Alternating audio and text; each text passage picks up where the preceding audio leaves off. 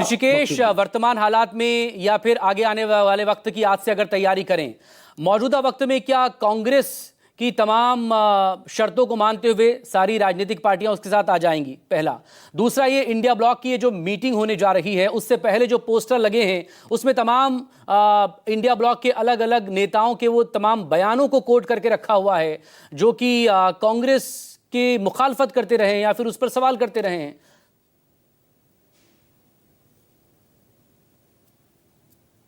मकसूद, देखिए, जिस पोस्टर के बारे में आप चर्चा कर रहे हैं उस पोस्टर को आप ध्यान से देखेंगे तो उसमें कोई राजनीतिक दल की तरफ से नहीं है। ये सिर्फ और सिर्फ इंडिया गठबंधन में जो पुरानी दरारें थी उसको सामने लाने की कोशिश है। इसीलिए अरविंद केजरीवाल को कोट करके, इसीलिए उसमें शरद पवार को कोट करके, इसलिए उसमें ममता बनर्जी को कोट करके, और नीचे का लिखा गया, एक नीचे की लाइन है मकसूद, कि इंडी अलायंस के लोग जब कांग्रेस पर यकीन नहीं कर सकते हैं तो आज वो क्या कर सकते हैं, कांग्रेस क्या कर सकती है। इसका मतलब साफ है कि जो कॉरपोरेट में, और जो हम लोग इसको पॉइजन कैंपेन बोलते हैं, जब आप कैंपेन की जो नई कंपनियां, जो नया राजनीतिक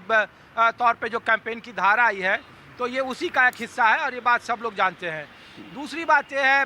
कि जिसकी चर्चा संजय झा कर रहे थे मकसूद, जो जेडीयू नीतीश कुमार की बैठक का, अशोका होटल में बैठक था और वो और इंडिया गठबंधन की, और नीतीश कुमार को नेता बनाया जाना था, कैंडिडेटर बनाया जाना था, लेकिन ममता बनर्जी और अरविंद केजरीवाल ने उस बैठक में आखिरी वक्त में दलित कार्ड खेला और मल्लिकार्जुन खड़गे का नाम आगे कर दिया और नीतीश कुमार नाराज होकर उस बैठक से चले गए थे और उन्होंने कहा था कि इस कांग्रेस का कुछ नहीं हो सकता है, और उनकी भविष्यवाणी ठीक हुई। उनका मानना था कि 30 सीट कम करना है, 303 सीट भारतीय जनता पार्टी का 2019 के लोकसभा चुनाव में था, और उनका कहना था कि अगर सब लोग मिलकर लड़ेंगे अलग अलग राज्यों में तो लोकसभा की 30 सीटें कम करनी है भारतीय जनता पार्टी की, तो नरेंद्र मोदी का कुनबा या उनका जो प्रभाव है वो पार्टी में भी कमज़ोर हो जाएगा और अलायंस में भी कमज़ोर होगा। ये बात जो संजय झा कर रहे थे। अब जब आज बैठक हो रही मकसूद, मैं इसीलिए पुरानी बात कर रहा हूँ कि जब 15 अप्रैल लास्ट शायद डेट था, पार्लियामेंट का बजट सत्र चल रहा था और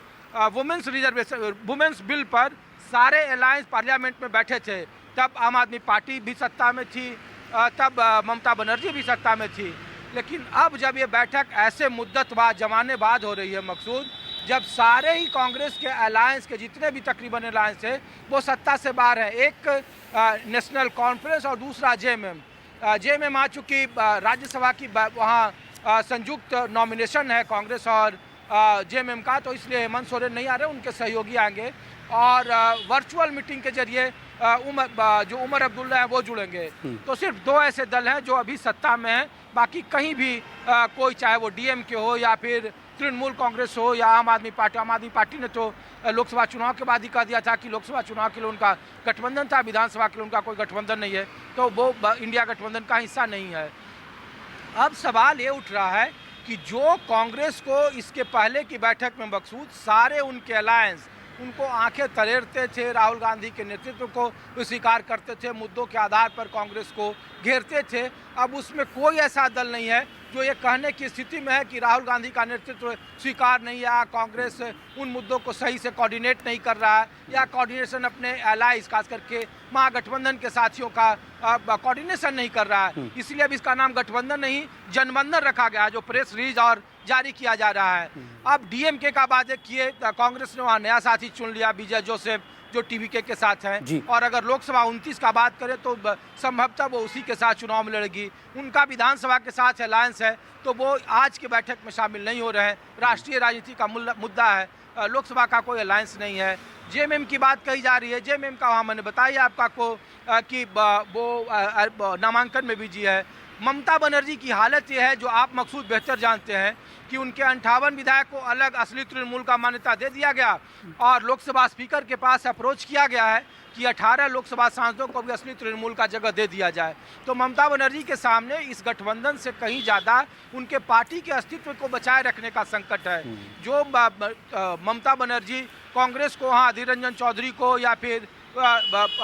एक सीट देने को तैयार नहीं थी, अब वो कॉल कर रहे हैं राहुल गांधी को कि आप गठबंधन की बैठक बुलाइए, और जिससे कि आने वाले वक्त में इसको मजबूती दी जा सके। दरअसल 27 अग्नि परीक्षा है इस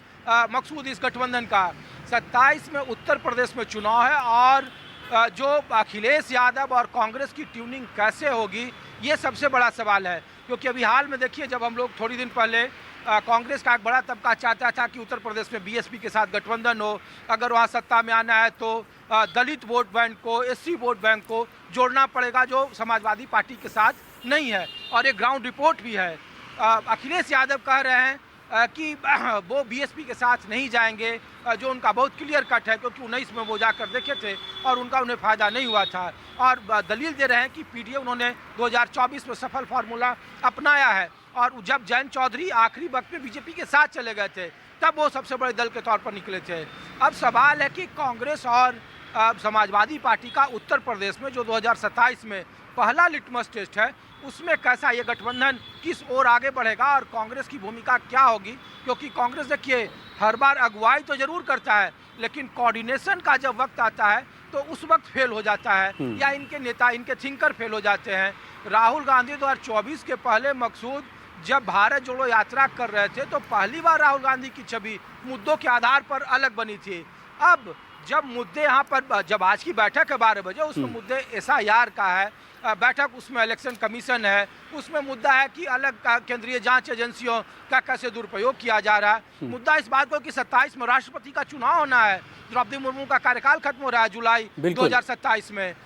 उसमें क्या रणनीति होगी। और उससे भी ज़्यादा मुद्दा यह मकसूद कि जिन मुद्दों पर, महंगाई पर, बेरोजगारी पर, भ्रष्टाचार पर, जो युवा देश के जंतर मंतर पर तपती दोपहरी में खड़े होकर नारेबाजी कर रहे हैं, वो विपक्ष के नेता खास करके उन मुद्दों को जमीन पर लेकर नहीं आ रहे हैं। और बार बार कहा जाता है कि सड़कें सुनी हो तो संसद आवारा होती है, जो हम लोग पढ़ते थे और सुनते थे। तो उस स्थिति में सिर्फ और सिर्फ आप केंद्रीय एजेंसी, आप एसआईआर, आप केंद्रीय चुनाव आयोग, उससे अलग हटकर जब तक आप लोकल मुद्दे, जो जनता से जुड़े मुद्दे हैं, जब तक उसको लेकर पूरा गठबंधन एक तरीके से अलग अलग राज्यों में नहीं आएगा, तब तक ये बड़ा मुश्किल है कि जनता का समर्थन उन्हें मिलेगा। और जनता की शिकायत भी इस गठबंधन को लेकर यही है। जंतर मंतर पर हम लोगों ने कई सवाल पूछे, नहीं तो ऐसा नहीं होता मकसूद कि जो मुद्दे आम लोग उठा रहे हैं, जो मुद्दे दिल्ली के जंतर मंतर पर छात्र उठा रहे हैं, जो प्रोटेस्ट में